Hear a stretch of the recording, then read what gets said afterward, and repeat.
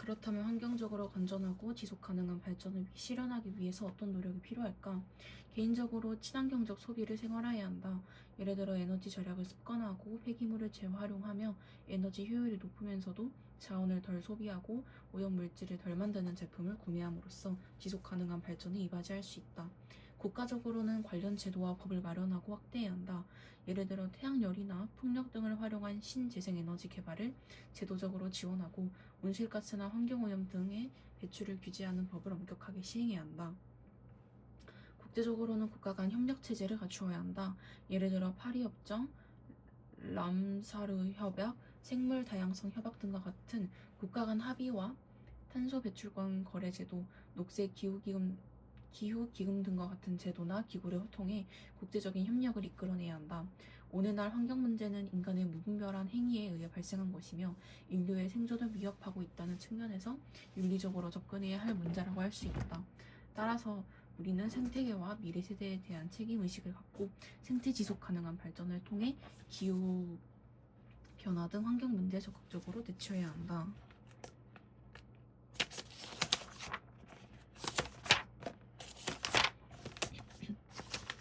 우리는 일상생활에서 음악이나 그림, 문학 작품 등을 감상하며 아름다움을 느낀다. 예술가는 자신이 느낀 감정을 아름답게 표현하며 사람들은 그것을 감상하며 아름다움을 느끼는 것이다. 이처럼 예술이란 아름다움을 표현하고 창조하는 인간의 활동과 그 산물을 의미한다. 그렇다면 아름다움이라는 미적 가치를 추구하는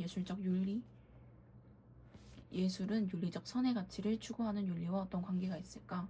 와일드는 아름다운 것에서 아름다운 의미를 찾는 자들은 교양 있는 자들이다. 세상에 도덕적인 작품, 비도덕적인 작품이라는 건 없다.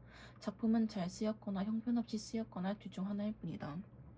플라톤은 예술 작품이 몸에 좋은 곳에서 불어오는 이쁨처럼 그들에게 좋은 영향을 주며 어릴 때부터 곧장 자기도 모르는 사이에 아름다운 말을 듣고 사랑하고 공감하도록 그들을 이끌어준다. 위 주장에서 와일드는 예술과 윤리를 별개의 영역으로 생각하고 있는 반면 플라톤은 예술과 윤리가 밀접한 관계가 있다고 보고 있다. 예술과 윤리의 관계를 어떻게 바라보느냐에 따라 예술 지상주의와 도덕주의로 구분할 수 있다. 예술 지상주의는 미적 가치와 윤리적 가치의 관련성을 낮게 본다. 이 입장에서는 예술이 미적 가치를 추구하는 걸 강조하며 윤리적 가치를 기준으로 예술을 판단하려는 태도는 잘못된 것이라고 본다. 예술을 주장하는 예술지상주의는 예술의 자율성을 옹호하는 순수 예술론을 지지한다. 즉, 예술가가 윤리적 기준과 관습에 상관없이 순수하게 예술 표현을 할 수 있도록 자율성과 독창성을 지녀한다는 것이다. 반면 도덕주의는 미적 가치와 윤리적 가치의 관련성을 강조한다. 이 입장에서는 예술이 올바른 품성을 기르고 도덕적 교훈이나 모범을 제공하는 거라고 보며 예술의 사회성을 강조하는 참여예술론을 지지한다. 참여예술론은 예술가도 사회 구성원이고 예술 활동도 하나의 사회 활동이므로 예술은 사회의 모순을 지적하고 사회 성숙에 기여해야 한다고 주장한다. 우리는 예술지상주의와 도덕주의 중 하나의 입장만이 전적으로 옳다고 말할 수 없다. 왜냐하면 예술지상주의는 예술의 독립성과 자율성을 인정하지만 예술의 사회적 영향과 책임을 간과할 수 있고 또한 도덕주의는 예술의 사회적 영향과 책임을 고려하지만 예술의 자율성을 침해할 수 있기 때문이다. 순수 예술의 옹호자들은 예술이 현실로부터 자유로운 영역이어야 한다고 본다. 이들에 따르면 예술은 이러한 현실적 목적을 추구해야 한다고 생각하지 않는다. 예술의 목적은 예술만이 될 수 있고 예술은 예술 외적인 모든 타협을 거부해야 한다. 요컨대 예술은 자율적이고 순수하며 아름다워야 한다. 이에 반해 참여예술의 옹호자들은 현실과의 모든 관계를 부정하는 순수 예술을 현실 도피라고 비판한다. 예술가도 시대의 아들이고 예술도 시대의 소산이기 때문이다. 따라서 예술은 현실을 반영하고 개선하며 이를 통해 역사 발전에 이바지해야 한다고 본다.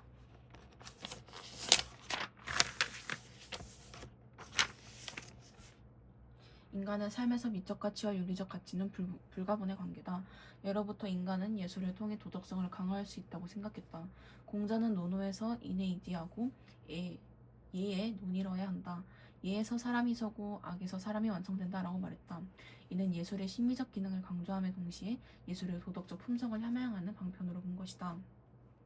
이처럼 예술은 미적 가치를 추구할 뿐 아니라 윤리적 가치와의 조화로운 관계를 추구함으로써 인격 형성에 긍정적인 영향을 미칠 수 있다. 우리는 이러한 인식을 바탕으로 예술의 미적 체험을 통해서 삶을 한층 풍요롭게 할 뿐만 아니라 도덕적 감수성을 풍부하게 할 수 있어야 한다. 오늘날 자본주의의 확산과 더불어 예술에서도 경제적 가치를 중시하는 경향이 강해지고 있으며 예술 작품을 대량으로 생산하고 소비할 수 있는 대중매체가 발달하면서 예술의 상업화 현상이 더 확대되고 있다. 예술의 상업화란 상품을 사고 파는 행위를 통해 이윤을 얻는 일이 예술 작품에도 적용되는 현상을 말한다. 이러한 예술의 상업화에 관해서 서로 다른 입장이 있다. 앤디 워홀은 나는 상업미술가로 출발했지만 사업미술가로 마감하고 싶다. 나는 미술사업가 또는 사업미술가이기를 원했다. 사업에서 성공하는 건 가장 환상적인 예술이다. 돈 버는 일은 예술이고 일하는 것도 예술이며 잘 되는 사업은 최고의 예술이다. 페기 구겐하임은 미술 전체가 거대한 투기 사업이 되었다. 진정으로 그림을 좋아하는 사람은 많지 않다. 대부분 속물적인 의도로 그림을 구매해 미술관에 맡겨둔다. 사람들은 확신이 없어서 가장 비싼 것만 구입한다. 감상은커녕 창고에 넣어두고 최종가를 알기 위해 매일 화랑의 전화를 거는 사람도 있다. 성인은 조석으로 음을 듣고 마음을 씻어 혈액을 고동치게 함으로써 화평한 뜻을 유발하도록 했던 것이다. 그러므로 순임금이 나라를 세울 때 악이 완성됨에 따라 그 효과로 모든 관원이 성실하게 화합하고 더불어 겸양했으니 인간은 반드시 음악으로서 가르치는 것이 알맞지 않은가. 그러므로 예와 악은 잠시라도 몸에서 떠나선 안 되며 음악을 진작함으로써 인간을 교화할 수 있는 것이다. 정야곡은 음악을 통해 인격을 갈아닦고 성인이 될 수 있으므로 악을 항상 가까이 해야 한다고 보았다. 즉 음악이 인간의 품성 향상에 기여한다는 것이다. 미적 체험을 통한 자유와 도덕의 전제인 자유는 서로 다른 것이긴 하지만 이기적인 욕구에서 벗어나 있다라는 점에서 동일하다.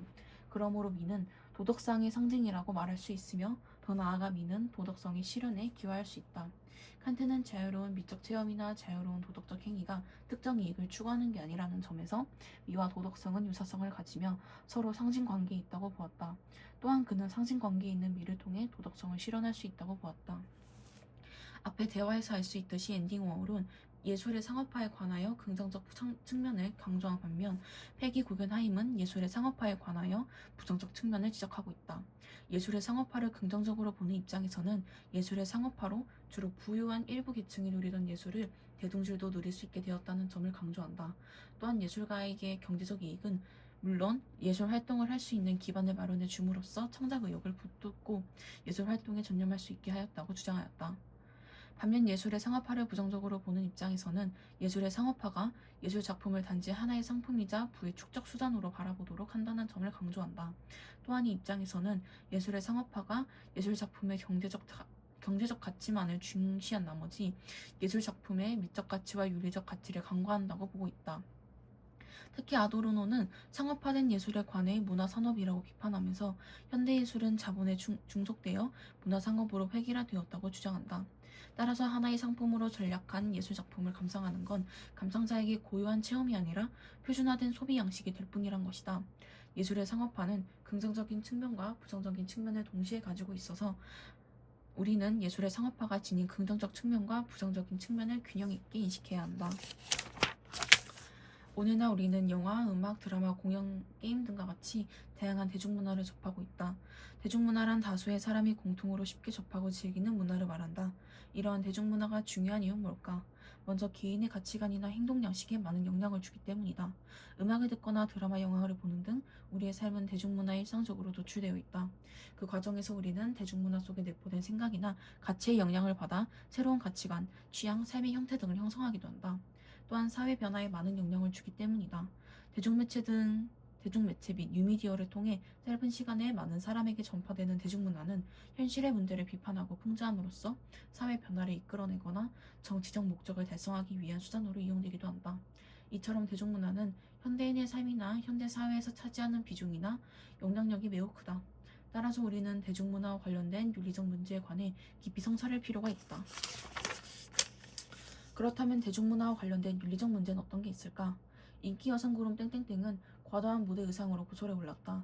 땡땡땡이 입은 의상이 선정적이라는 이유로 이들의 노래는 방송 불가 판정을 받았다. 이 밖에도 다른 그룹들은 관능적인 모습을 보여주기 위해 수영복을 양상시키는 파격적인 노출 의상을 선보여 논란된 바 있다. 시선 몰이를 위해 의도된 무대 의상을 입은 이들 그룹에게는 오직 이웃만 추구하는 기획사들의 숨은 의도가 있는 게 아니냐는 의혹이 따라붙었다. 먼저 대중문화의 선정성과 폭력성 문제를 줄 수 있다. 위에 기사에서 알 수 있듯이 대중가요, 영화, 게임 등의 대중문화가 흥행이나 수익성만을 지나치게 추구한 나머지 소비자들의 이목을 끌기 위해 과도하게 자극적인 요소를 포함할 때가 있다. 이때 지나치게 선정적이거나 폭력적인 내용이 들어가면 청소년을 포함한 대중의 정서에 악영향을 줄 수 있고 심지어 모방, 범죄로 이어지기도 한다. 또한 대중문화의 자본 종속 문제를 들 수 있다. 대중문화의 자본 종속이란 자본의 힘이 대중문화를 지배하는 현상을 말한다. 현대의 대중문화는 막대한 자본 투자에 힘입어 더 발전하고 있다. 그러나 투자의 규모에 따라 대중문화의 흥행이 좌우되면서 투자자나 자금력을 갖춘 일부 문화 기획사가 대중문화를 주도할 수 있게 되었다. 그 결과 상업적 이익을 우선하여 작품이 선정되고 제작되면서 대중문화의 다양성이 떨어지고 획일화되는 영향이 생겨나게 된 것이다. 이는 대중문화의 영향을 받는 대중의 삶도 획일화될 수 있다는 걸 의미한다. 이처럼 대중문화와 관련된 윤리적 문제가 생겨나면서 대중문화에 대한 윤리적 규제 여부가 쟁점이 되고 있다. 대중문화에 대한 윤리적 규제를 찬성하는 입장에서는 먼저 성의 상품화 예방을 강조한다. 성을 상품으로 대상화하여 성의 인격적 가치를 훼손하지 않아야 한다는 것이다. 또한 대중의 정서에 미칠 부정적 영향을 방지할 수 있다고 주장한다. 특히 청소년의 정서에 해로운 대중문화를 규제로 걸러낼 수 있다는 것이다. 한편 대중문화에 대한 윤리적 규제를 반대하는 입장에서는 먼저 대중문화의 자율성 및 표현의 자유를 강조한다. 성적인 요소나 폭력적인 내용을 이유로 규제가 이루어지면 이는 자유롭게 표현할 자유를 침해한다는 것이다. 또한 대중의 문화적 권리를 강조한다. 대중은 다양한 대중문화를 즐길 권리가 있다는 것이다. 이처럼 대중문화에 대한 윤리적 규제의 타당성에 관해선 다양한 찬반 양론이 존재한다. 우리는 이러한 찬반 양론을 모두 고려하여 대중문화의 건전한 발전을 추구해야 한다.